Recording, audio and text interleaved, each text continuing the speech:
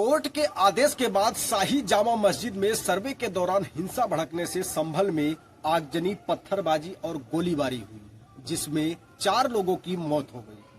Police ने इस मामले में अब तक 7 एफआईआर और 25 दंगाइयों को गिरफ्तार किया है। साथ ही दंगा में इस्तेमाल कई तरह के हथियार भी बरामद किए हैं और यहां पर 24 घंटे के लिए इंटरनेट सेवा बंद कर दी गई है। लेकिन इस हिंसा के तार यूपी उपचुनाव में बीजेपी की प्रचंड जीत से जुड़ा हुआ है। यह बात मैं नहीं, समाजवादी पार्टी के नेता अखिलेश यादव का कहना है। दरअसल समाजवादी पार्टी बीजेपी की इस जीत को हजम नहीं कर पा रही है। खुद सपा प्रमुख अखिलेश यादव का क्या कहना है, सुनिए। सर्वे हो चुका था, चुनाव के चर्चा न हो पाए, हमारी आपकी प्रेस गड़बड़ा जाए, इसलिए जानबूझ करके सुबह सर्वे की टीम भेजी है, जिससे माहौल खराब हो जाए, कोई चुनाव पर चर्चा न कर सके।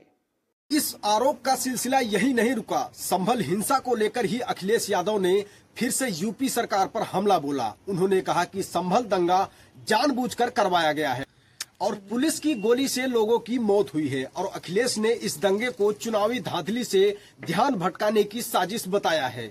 आप बीजेपी की बात मानोगे तो गड्ढे में गिरोगे जाके, बीजेपी की बात मानोगे तो खाई में गिरोगे। बीजेपी वालों से पूछिए, क्या चुनाव कराया था आपने उत्तर प्रदेश में? कोई ऐसा मुसलमान भाई नहीं था जिसको इन्होंने रोका ना हो। लाठी से, बंदूकों से गाली गलौज की इन्होंने। हम लोग लगातार कहते रहे और फिर बीजेपी के पास जवाब किया। जब चुनाव आयोग को शिकायत की गई तो चुनाव आयोग ने खाना पूर्ति कर करके कुछ अधिकारियों के खिलाफ कार्रवाई की। क्या ये बता सकते हैं क्यों कार्रवाई हुई थी उनके ऊपर? इसलिए जानबूझ करके सुबह सर्वे की टीम भेजी है, जिससे माहौल खराब हो जाए, कोई चुनाव पर चर्चा न कर सके। और जो जानकारी मिल रही है उसमें जानकारी है कि कई लोगों को चोट पहुंची है। आखिरकार जब सर्वे हो चुका था मस्जिद का, तो दोबारा सर्वे क्यों करा रही सरकार, और वो भी सुबह और बिना तैयारी के? कानूनी और कोर्ट के जो प्रोसीजर, उसमें मैं नहीं जाना चाहता हूं कि दूसरे पक्ष की सुनवाई ही नहीं है, कोई सुनने वाला नहीं है दूसरे पक्ष को। और ये जानबूझ के इसलिए किया है कि आज किस बात पे चर्चा हो, किस इमोशन पे चर्चा हो, ये जानबूझ करके सरकार ने कराया है।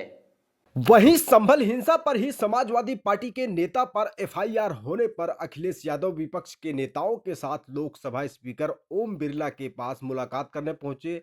अखिलेश यादव संभल हिंसा पर सरकार और पुलिस प्रशासन पर लगातार सवाल खड़े कर रहे हैं और हमलावर भी हैं। हालांकि अखिलेश की इन बातों में कितनी सच्चाई है, यह तो जांच का विषय है। अखिलेश के इन बयानों पर आपकी क्या राय है, कमेंट करके जरूर बताएं। मेरी संभल के लोगों से खास अपील है कि वहां पर शांति बनाए रखें, सूझबूझ से काम लें और प्रशासन का पूरा सहयोग करें।